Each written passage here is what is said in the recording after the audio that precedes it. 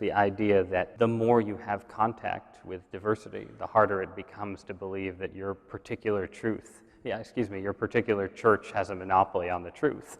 That's a deep and important insight. And it's connected, it's connected to sort of the immediate pluralism of people having friends and neighbors of different religious persuasions, but it's also just connected to communications technology, television, the internet, globalization, and so on. The fact that we have semi-immediate access to, life in Southeast Asia, life in Africa, life in Russia, and so on, that all these aspects of sort of the global human family are available to us virtually at any time, I think just makes it very hard to sit down and think, okay, but my First Presbyterian church that my parents took me to, on the town green, is the one true church, right? That just becomes a lot harder. And you see this in endless versions of public opinion data, but they had the famous Middletown study, which Muncie, Indiana, I think, where they went and sort of looked at what was supposedly a representative American community. And I think there was a version in the 30s or 40s and a version in the 70s or 80s, and the question was, do you think Christianity is the one true religion and everyone should be converted to it? And there weren't big differences in terms of religious practice between those two eras, but there were huge differences between the first question and between the first era and the second. Over that 40-year period, this sort of middle American community just became less likely to say, yes, Christianity is the one true faith and everyone should be converted to it.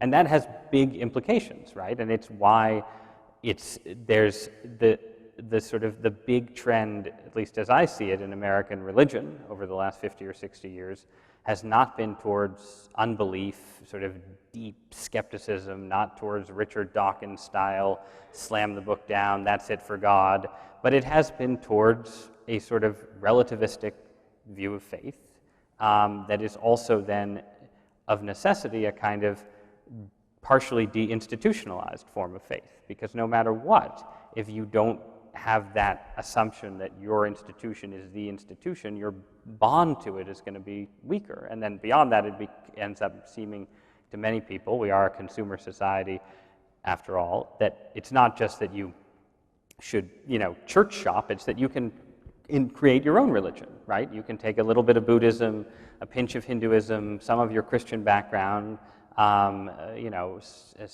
some Zen aphorisms and so on, and you can do yoga and recite the Serenity Prayer and so on, and you will have your own religion that works for you.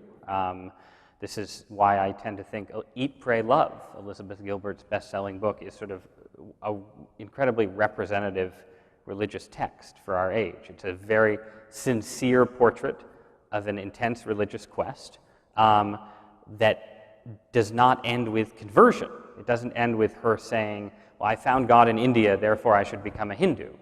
Or I found God in India, but this has confirmed me in my childhood Christian faith. It just ends in a sort of open-ended way where she's had encounters with the divine and that shapes her life, but she's not submitting to any pre-existing tradition. And so I think that's one of the big, when we talk about, we can talk about it as secularization, we can talk about it as pluralism, but that sort of individualism, deinstitutionalization, and so on is a big and inevitable part of this story, at least for now.